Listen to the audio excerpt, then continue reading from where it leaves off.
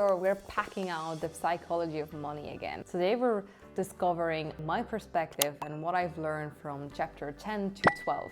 If you haven't read it with me or followed along with the videos previously, feel free to go to the subscription or you see it now in the time card. Okay, so with chapter number 10, he was talking about saving money, that people need to be convinced to save money. And it's true, like growing up and being almost a teenager, yeah, you need to get savings, you need to do things, it's just what adults do. But often there needs to be a reason for it. Most people could have two different views that you could approach the way you think about money and how you should see it. It's kind of a twisted way when I heard about it. So the first one is your view of wealth is by building wealth or accumulating more wealth, like you're getting more investment. For more money you need to invest more money, and so on. But often this leads you to more pessimistic viewpoint. And the second one is if you're seeing it more from a perspective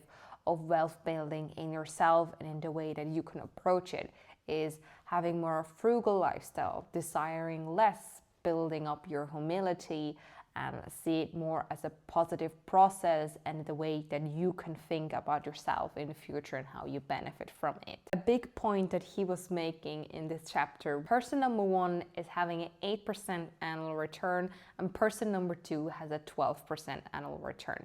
And both of them have the same income. It could be that person number 1 seems to be a bit worse of investor as he has not the 12% annual return as person number 2. But what if person number 1 is still succeeding? And the reason behind is he has a more frugal lifestyle, and by spending less or the desire to spend, he saves money. In the minimalism genre, we often just take what we need, and I would consider this also in that person number 1, because person number 2 spends a bit more on materialistic things and just living as he can, as he has the 12% return. But person number 1 is needing less money. He's spending less money. So his savings are lasting longer than for person number 2, which gives person number 1 flexibility in terms of money. Flexibility of waiting for job opportunities. The savings itself can last long, you can focus on different things, and you can let yourself time to do things that you want. Could be a course and maybe you can take one day off, or in general you have just a different way of viewing it. It could be you have a goal of retiring earlier, you can get things easier, pay off a house, or whatever goal you might have.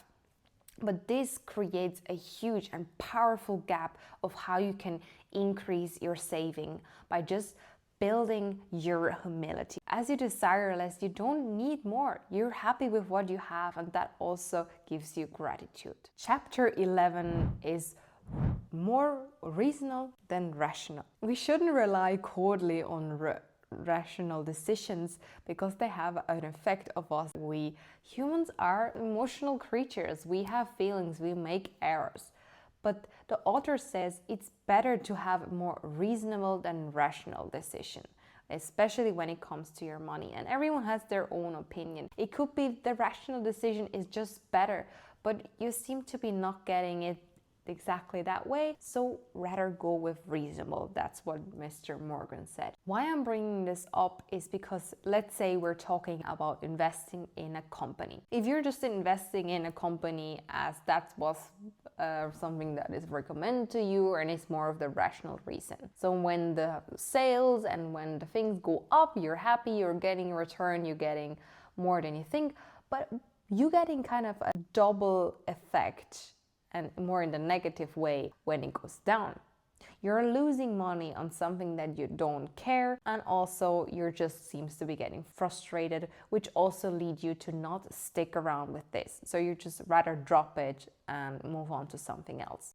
On the other hand, if you have a company, iPhone, Google, or however you want to see it, you have the stakeholders, the people who work there, the economic reason how they work on it, and just in general the product, you seem to be driving it and they share the same values as you. That will be the better option, as you're caring about the bigger picture and you're more likely to stick with it, as you have emotional attachment in some way. You're part of something bigger. And that's something we humans truly do love. So that was kind of my takeaway, that maybe, even though it might be rational for someone else, I'd rather stick with reasonable. Another point could be, if it's not exactly companies that you want to invest, it could be you're donating money for charity. Pick a charity or an organization that you do see the value in. And lastly, chapter number 12, surprise.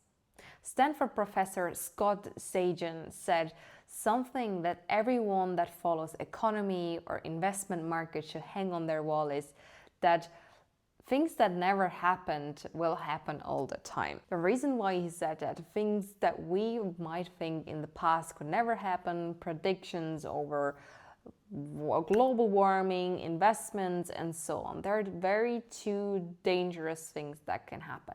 Once we rely too much on their data, analyzing things from the past. And the other one is we are not thinking enough about what can really happen, like outside of the box, so to speak. And if we're relying too much on past experience, historical things, like who could have predicted the 9/11 or these kind of things, which collided essentially for just single people, and these had such big outcomes. But not only that, he also said if you're looking into investment books or any kind of books about money, we're living in such a fast pace, and it is flowing with idea and in technology and innovation in general. So if you do want to study patterns, it's more likely that you should a few years before, which is the more accurate way. But when it comes down to fundamental things such as how we behave in critical and emergency situations, such as how we humans behave with fear and catastrophe, and how the recoveries afterwards, with psychological things more related to money, and how that can be a good way of researching way back into the past with books or any kind of people. But it could also be that one of the biggest investors had a good strategy, but that strategy worked years before and is not that common anymore and not that successful as it was back at his time. It could be you can just pick out the things that are more relevant for nowadays, and that sometimes can be a tricky thing of understanding, that we do know a little bit, but we can't predict everything. Like, there is such a gap of we don't know what's really happened. And as Scott Sagan said, things that never happen all the time, and even positive or negative, hopefully. So to wrap that a bit up, so history can be misleading in data, and also outliner events such as 9/11 or COVID and all that, they can have different impacts which we might have not figured out by that and predicted. All in all, chapter number 10, we need reasons for saving money. So make the best out of it and build up your humility to have a longer stretch and flexibility in your saving. That will be accumulating more than you actually need, and that will bring you up for success. Chapter 11, do more reasonable than rational. And chapter number 12, surprise.